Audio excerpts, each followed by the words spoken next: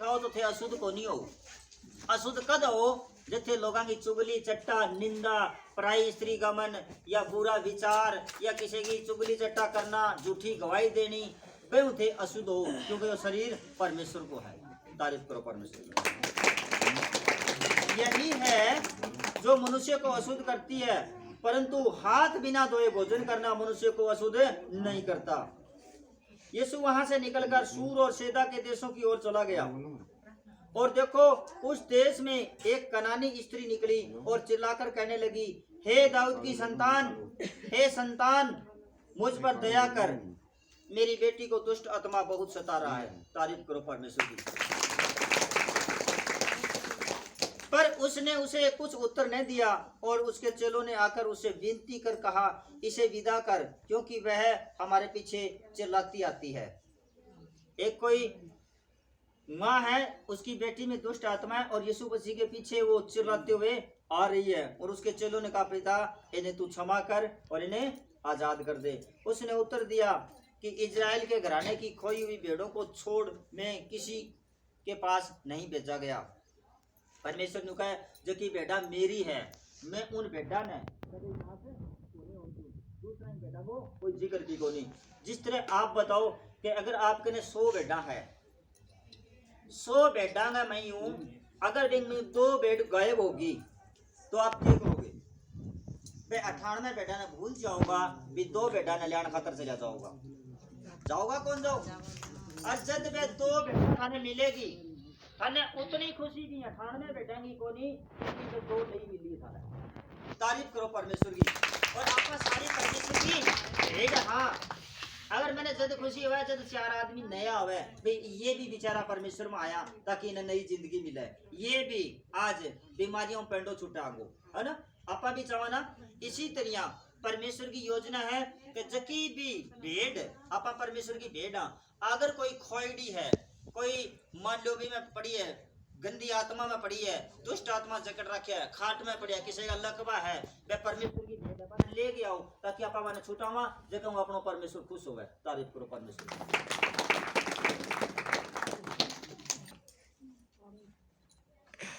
अच्छा, पर वह आई और उसे प्रणाम करके कहने लगी, हे प्रभु मेरी सहायता कर। उसने उत्तर दिया कि लड़कों की रोटी लेकर कुत्तों के आगे डालना अच्छा नहीं। उसने कहा, खातर पनाही अलॉसमेंट पर आदमी कहा, सत्य है प्रभु, पर कुत्ते भी वे चूर-चार खाते हैं जो उनके स्वामियों की मेज से गिरते हैं। इस पर यीशु ने उसको उत्तर देकर कहा कि हे स्त्री, तेरा विश्वास बड़ा है, जैसा तू चाहती है तेरे लिए वैसा ही हो। और उसकी बेटी उसी घड़ी चंगी हो गई। तारीफ करो। आज आप जितने लोग प्रार्थना कर रहे हो, आज अभी इसी घड़ी आप चंगे हो चुके। यीशु वहां से चलकर गलील की झील के पास आया और पहाड़ पर चढ़कर वहां बैठ गया। और भीड़ पर भीड़ लंगड़ों, अंधों, गूंगों, टुंडों और बहुत औरों को लेकर उसके पास आए और उन्हें उसके पांव पर डाल दिया और उसने उन्हें चंगा किया। तारीफ करो परमेश्वर की। अगर परमेश्वर के वचन पर विश्वास करते हो तो आज इनमें से कोई भी है इस भीड़ में, अगर कोई लंगड़ा है, अगर कोई अंधा है, गूंगा है, टुंडा है, और बहुतों को उसके पास लाए और उनके पांव पर डाल दिया और उसने उन्हें चंगा कर दिया, तो आज आपको भी उन्होंने आजाद कर दिया। अच्छा, गूंगा, टुंडा, लंगड़ा बताऊं कौन सा है? वो नहीं है जो अपाहिज है। गूंगा वो है जिसको परमेश्वर की आवाज नहीं सुनाई दे रही। लंगड़ा वो है जो दोनों पैर होते हुए भी चल नहीं सकता। किस चीज का लंगड़ापन है? कर्जा में टूट रहा है, वह लंगड़ापन। आज बना भी परमेश्वर आजाद करके भेजेगा। आमीन। और इसमें कौन सा है? अंधा। अंधा वह है जगह टावर भी जवान हो रहा है, फिर भी वो आंख में चे बैठे होने का कोई बात नहीं। आज बाना भी परमेश्वर आंख देवो और बांगा टाबरा का रिश्ता परमेश्वर जोड़ाओ। तारीफ।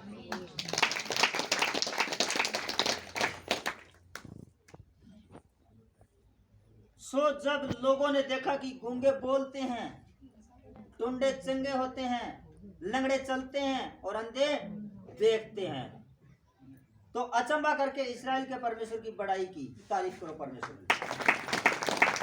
यीशु ने अपने चेलों को बुलाकर कहा, मुझे इस भीड़ पर तरस आता है। देख लो परमेश्वर कितना दयालु है। तो के परमेश्वर ने भीड़ पर तरस आवे तो के थारे पर तरस को नहीं आओ जगह थे तावड़ा में बैठ के परमेश्वर का वचन सुनो आओगो। कितना लोगों ने विश्वास है कि आज परमेश्वर ने थारे पर तरस आओगो। शाबाश, तारीफ करो जोरदार।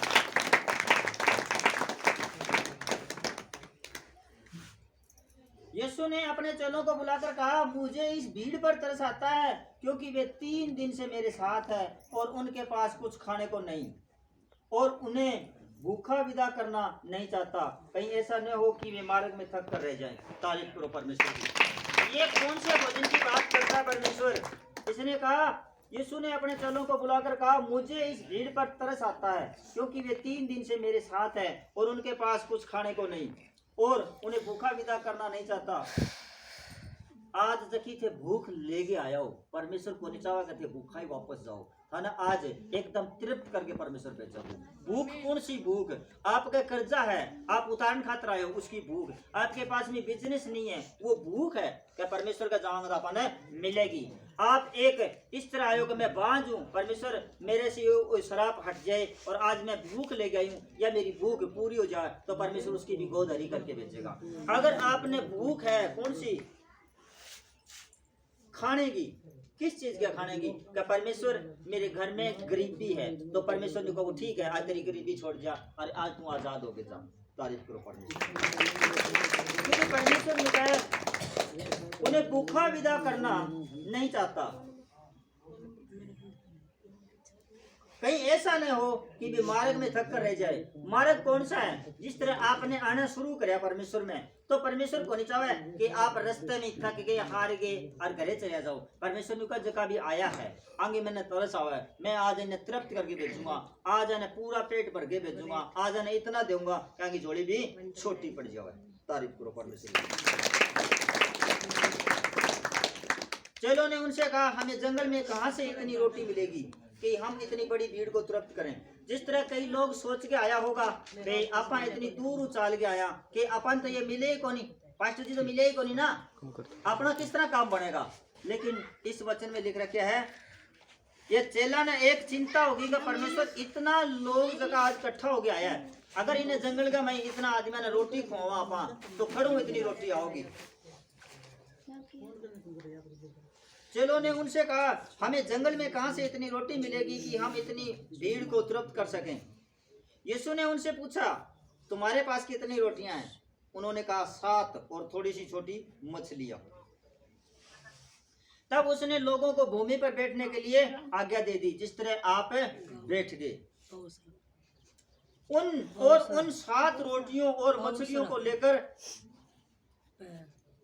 को धन्यवाद करके तोड़ा और अपने चेलों को देता गया और चेले लोगों को सो तब खाकर तृप्त हो गए और बचे हुए टुकड़ों से भरे हुए 7 टोकरे उठाए और खाने वाले स्त्रियां और बालकों को छोड़कर 4000 पुरुष थे। तारीफ करो परमेश्वर। जब परमेश्वर 7 रोटी और कुछ एक छोटी मछलियां, उस टाइम में ये सलाद को नहीं होया करता, ये बाद की बातें हैं।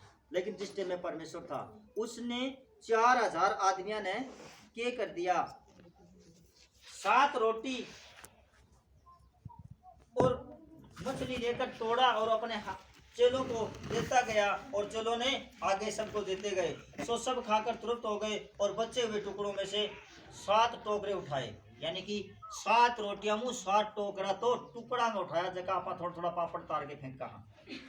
वो परमेश्वर है, इतनी बरकत देने वाला परमेश्वर है। तो के आज थाने वो इतना भूखा भेजो, थारी बरकत मुई थारे ब्याज में 3 घर तो और पड़ जाएगा, इतना परमेश्वर देके भेजो थाना।